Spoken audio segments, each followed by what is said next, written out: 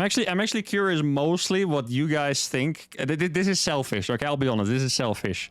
But I'm curious mostly if you guys think there's something I can use for cool challenges in my videos, because that is obviously my main thing, right? Let's see, this stuff is not usually too interesting. Upcoming patch goals: improve the state of PvT at pro level. Mainly accomplished by changes to Terran units. Fair enough. Just the community concerns about the most oppressive openings like Cyclone and Widowmine drops. Sure. Implement blah blah blah. Okay. Now I did see this change before, so it's going to be the Terran changes first, right? I mean, tell me. Actually, I want to know if you guys agree with me or not here, but I feel like this change is a little bit of a weird one. If you look at the goals, because I am fairly certain that the problems in PvT are mostly early game focused. Because whenever I watch like pro games, I just notice that I'll tune into like the middle of the game and the Protoss is already dead. And then, you know, they can have 140 supply of Zealot Stalker against 200 supply of Liberators. Doesn't really feel like the Liberator is the issue. I do think if you're not looking at the patch notes, it's a pretty good change, because Liberators with range they're pretty freaking annoying, right? Especially if they're like, you know, in those dead space where they're like behind your natural or something, shooting your probes and you can't reach it. That's pretty annoying. It changes. Oh, they actually put side effects here. This changes the side effect of helping reduce uninteractive scenarios where there's often no way for ground units to get a range of a Liberator siege behind mineral lines. Yeah, okay, exactly. So one thing with the Liberator, why I don't usually like nerfs to something like this, is because it, like, if you think about it, a Liberator literally attacks in one circle and nowhere else, which means it has a very clear weakness, which in my mind means that if you fight in Liberator zones that you should lose, because if you fight in Liberator zones and win, that means the unit's absolute garbage, right? So that is, it can also be like a map related thing, like if the maps are too narrow, then that is, you know, a little bit of a problem for Liberators. Now, this is the most, well, maybe not controversial, because I think most people are in favor, but this is the most discussed change. The Widowmine gets 4 nerfs. I don't remember the last time a unit got that many nerfs in one patch. Maybe like the Void Ray? Did the Void Ray get that many nerfs in one patch? I don't know. So invisibility now requires drilling claws. I actually think this is fine, because of what I mentioned earlier. So I think that PvT early game is a little bit of a problem, right? And I don't necessarily think that Armory Widowmine drops is a good build, but it is a build. So taking away one option, I think that's okay, to be honest. I don't really mind. Now, this one is the one that worries me, because I think for the first time in, I don't know, since Zerg became OP basically in like the end of 2017, it feels like TVE is actually pretty balanced right now. And I feel like this is going to affect shots against like Linkbane more than against like probes or something, right? So this is like the most worrying thing to me. Like, I hope that not now finally TVZ seems to be in a good spot, that it's going to be fricked up again. That would be, yeah, very unfortunate. This one is a little weird. Cause I was actually talking about this in Twitch chat yesterday. I don't remember with who, but I feel like this is going to induce so much anxiety, right? It gives an attack alert to the enemy when burrowing in range of enemy units. I feel like people are going to get used to hearing the attack alert and seeing all their probes blow up, that every time they're going to get an attack alert, it's just going to rush their anxiety. I don't think anyone's going to respond in time to getting an alert and then pulling your probes away from a Widowmine.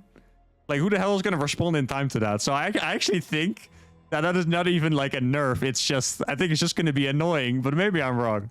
But I think it's just going to be annoying. And this is good, to be honest. You can see the GIF here. It's actually quite nice.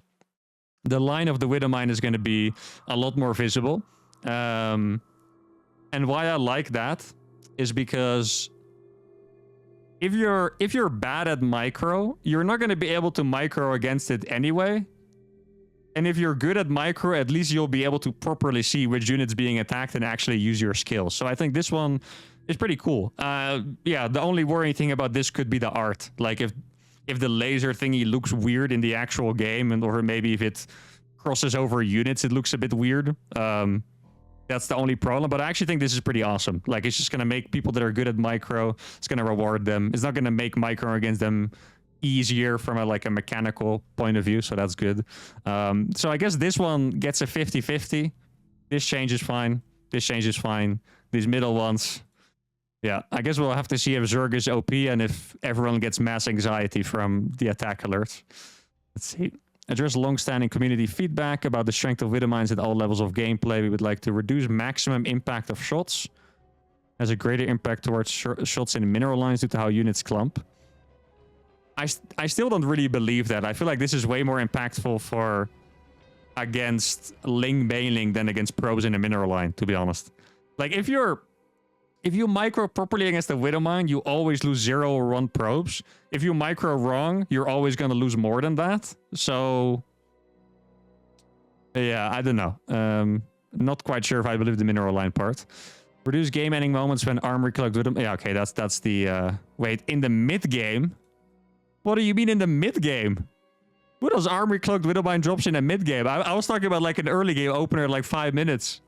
Well, what does it mean mid-game? This kind of reminds me of the Reddit. Do you guys remember the Reddit post when Drilling Claw Widow Mines got buffed slightly to make up for something?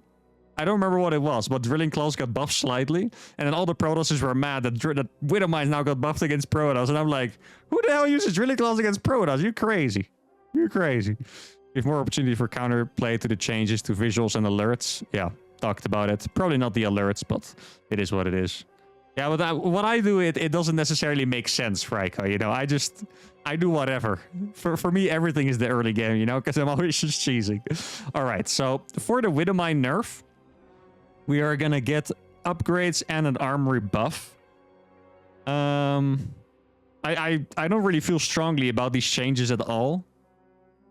Like, 2-2 is going to be a little cheaper.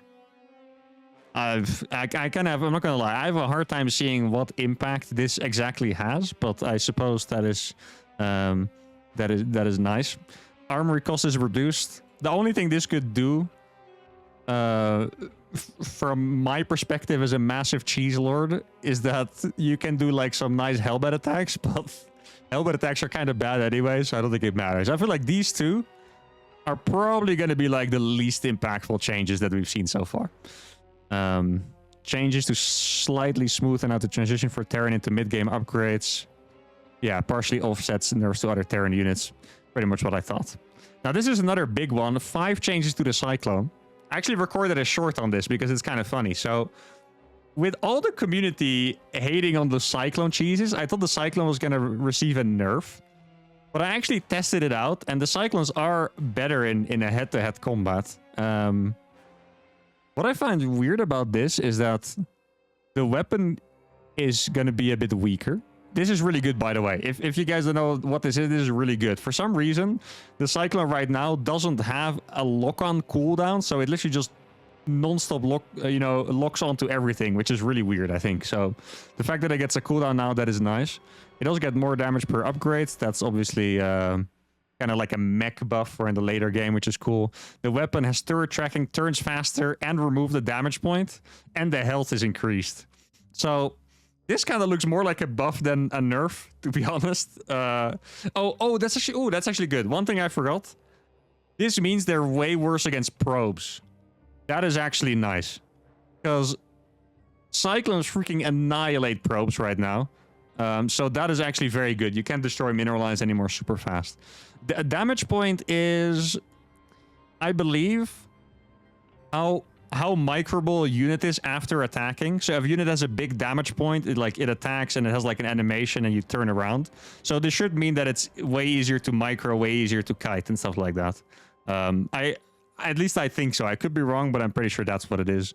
And the turret tracking is that if you're moving around, your weapon stays locked on to the target, and turns faster. So it looks like they gave like minor nerfs to the weapon, but then did make it significantly stronger at the same time. If this change makes the Cyclone weaker in the early game and stronger for mecha in the late game, that's a massive success. I guess it is going to be weaker against probes. Otherwise, I do kind of have a little bit of trouble seeing how it's going to be that much weaker in the early game, though. Let's see what it says. After the Cyclone rework in the last patch, the Cyclone has caused problems for Protoss players at the professional level as a follow-up to eBay block strategies. As Hellion Drop and Cyclone Pressure are now both difficult strategies to deal with while appearing similar from a scouting perspective. So how does that change? These changes are intended to make the unit less oppressive in the early game by giving counterplay to lock-on, as well as reducing their damage output, while making them scale a bit better in long games to increase health and improve damage upgrades. Okay, so these changes with the explanation could be good. It does feel a little bit like it has the same problems that I always had with recent StarCraft patches, where the changes are always so minimal, you know? It's always like, change the vision from 2 to 3, or change the damage from 12 to 11.7 or something like that. So it, like, 0.48 to 0.58 doesn't sound like that big of a nerf. Obviously, they couldn't nerf it too much, but I mean, we'll see. This is a change that I've seen a lot of people be super confused about, so I guess we can only tell once... once it's actually in the game. Interference Matrix can no longer target units already targeted or affected by Interference Matrix. This is honestly more a quality of life thing than a buff or a nerf or something. Allows for Interference Matrix to be used with rapid fire. This sucks, by the way. I'm not saying this because I've seen a lot of people say this, but I've felt like this for so many years. Like, rapid fire just sucks. Like, think about this, right? You know when there's like mass Broodlord and you have 30 ghosts, just like, and you snipe all of them? It's also stupid. It doesn't matter which race has the rapid fire.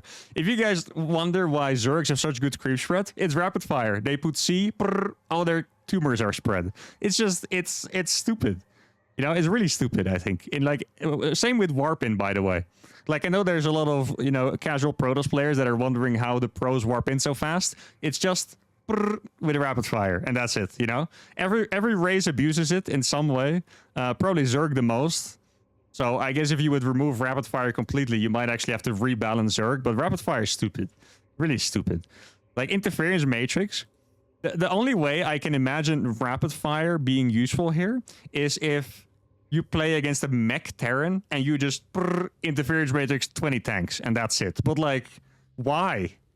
You know, like, why is that cool? I don't know. I think the explanation, I do want to clarify, the explanation here is what makes it sound stupid. I think the actual change is fine, because I think it's pretty easy to sometimes, you just have 2 matrices on a Raven, to sometimes click the same unit twice and your entire push is dead. So I think it's a good change. The fact that it says it enables rapid fires, it makes me hate the change, but that's just, yeah, there's that.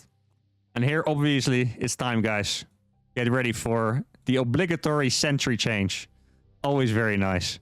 Wait, why does this hashtag show up? Makes me feel like I'm an editor. Okay, so damage increased from 6 to 6 plus 4 versus shields. Light attribute tag removed. Yo, Angry, thanks for the raid, mate. Thank you very much for the raid, mate. Hope you had a nice stream. A lot of viewers. They're popping off. Yeah, this change is just for PvP, right? It's obvious. They're going to be better against adepts. Wait, do oracles do light damage? I don't think they do, right? For some reason it feels like they do, but they don't.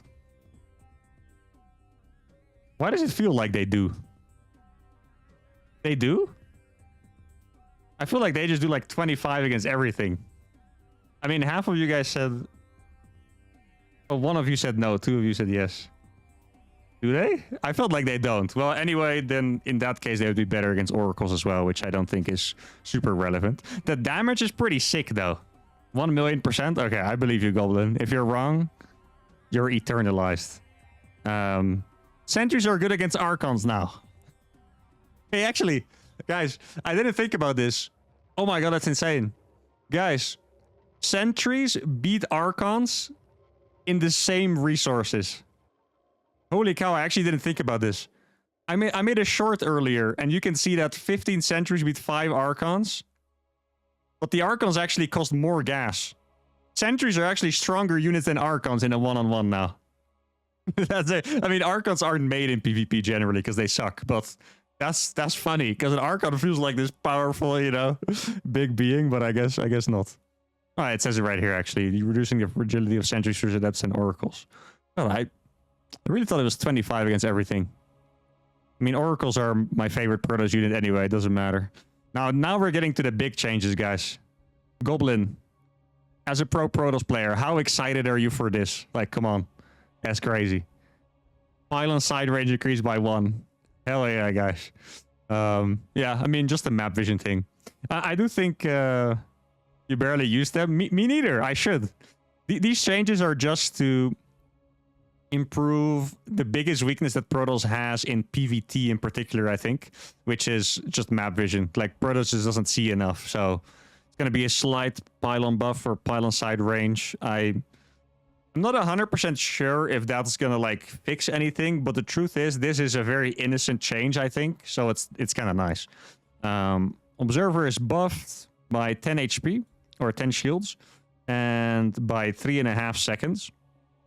Model size increased by 10%. Okay. Surveillance mode animation speed increased by 75%. Okay, so I like these changes. I feel like the thing is, I'll be honest, I hate observers. Playing against observers is one of my least favorite things, but I do think Protoss needs better scouting, so I like it. Because they buff it a little bit. This, by the way, if you guys don't know the numbers, this means it doesn't die to the splash of a Widow Mine. So you know that sometimes you drop Widow Mines in a base and your observer's over your probes and the observer dies. Yeah, that's not going to happen anymore unless you get hit by 2 Widow Mines somehow. But then it's just on you, you know? Then it's nothing I can do about it. And it's going to build faster, which is another thing that Protoss is historically complained about. You don't want to use robo time. Because it's very valuable, especially in PvT, I think, to, you know, build observers. So I think it's nice. And this is also nice because in the end, an observer is still a cloaked unit. And I think an observer is better if it's actually used for scouting rather than being something sneaky, I guess. Like, I think if you should be able to see it. It's just that you need detection for it, you know. And now a lot of people just tend to miss it. So there's that. How the heck does Protoss need more scouting? It's more for timing stuff. That's what the thing is. Like, early on, it's a bit hard. Like, Protoss is very often in a bad position after like 7 minutes in both matchups, I feel like. Like, Protoss has really good scouting. Observers are really good. Oracles are really good, but they need stable scouting to allow them to survive the early game more than anything else. A Templar, I saw a really funny clip of this. High Templar feedback can no longer target units with 0 energy. Yeah, once again, guys, it's not. I saw a clip where 10 ghosts got, you know, feedbacked or fedbacked instantly because of this. You can just rapid fire feedback now and feedback every Viper, Ghost, Investor, Queen. Which is like, once again, I think the change is all right because you're not going to be able to misclick the same unit twice, but this is the big downside, you know. This is the big downside. The rapid fire sucks. I don't want rapid fire, but it is what it is.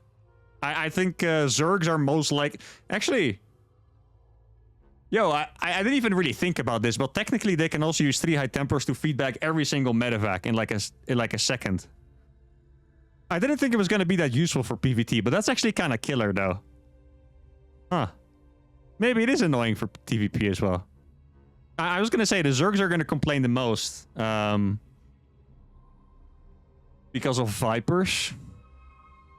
I guess Queen's not very important. Vipers and Infestors. I'm a Terran, of course I don't want rapid fire. Well, Terran's needed for ghosts, right? So, there's that.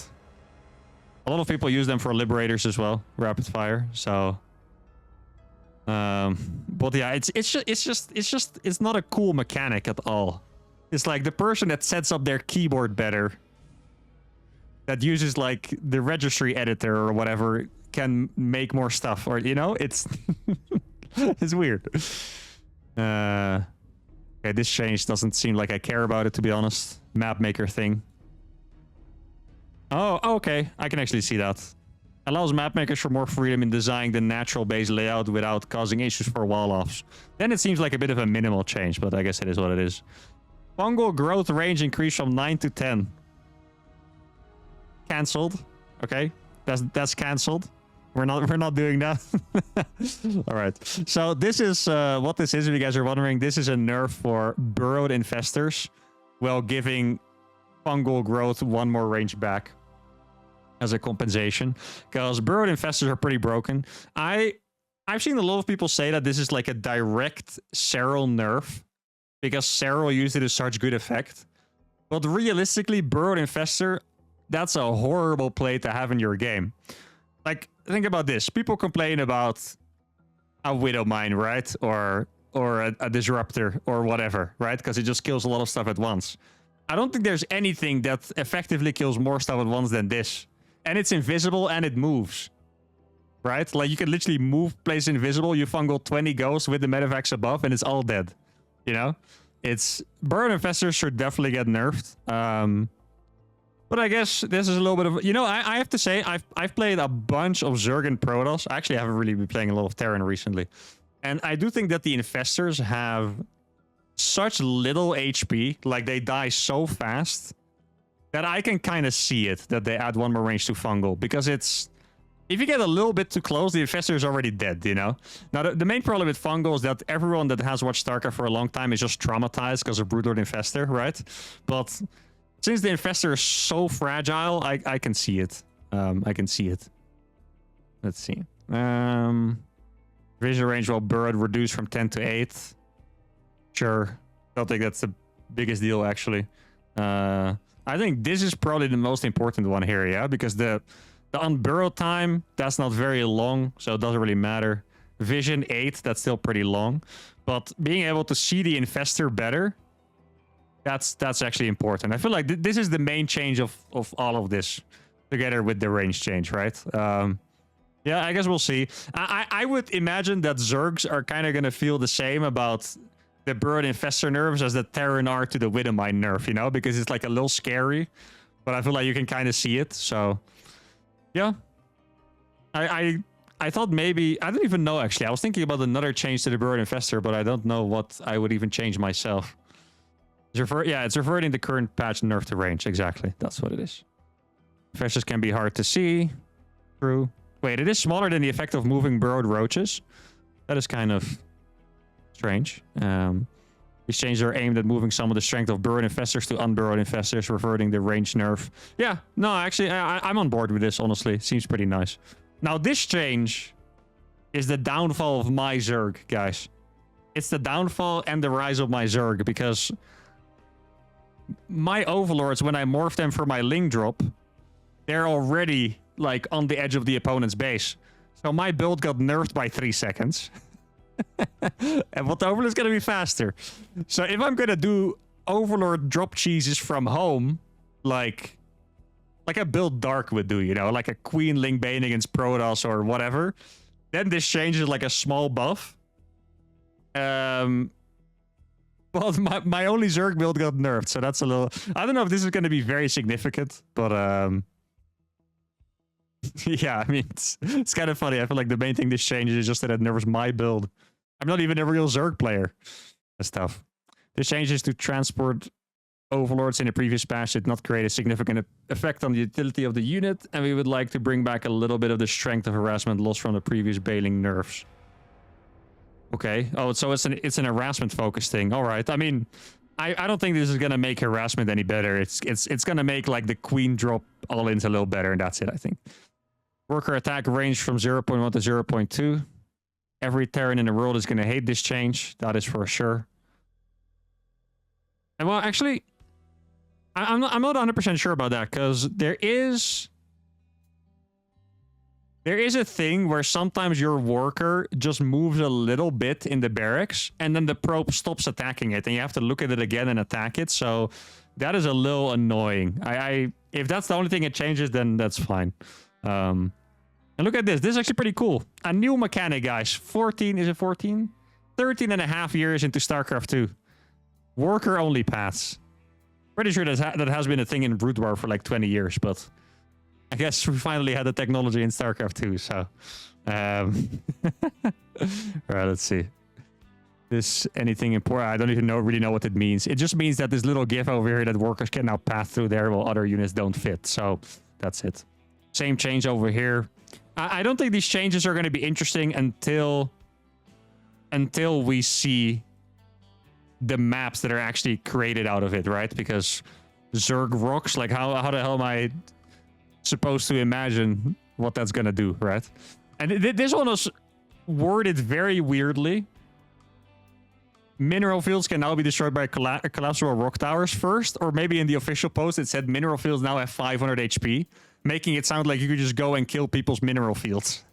But I think it's just a map thing where, I don't know, on some maps you can own people's mineral fields, or I'm not gonna lie, I'm kind of starting to see how this is ever gonna be on a map, but yeah, I guess we'll see.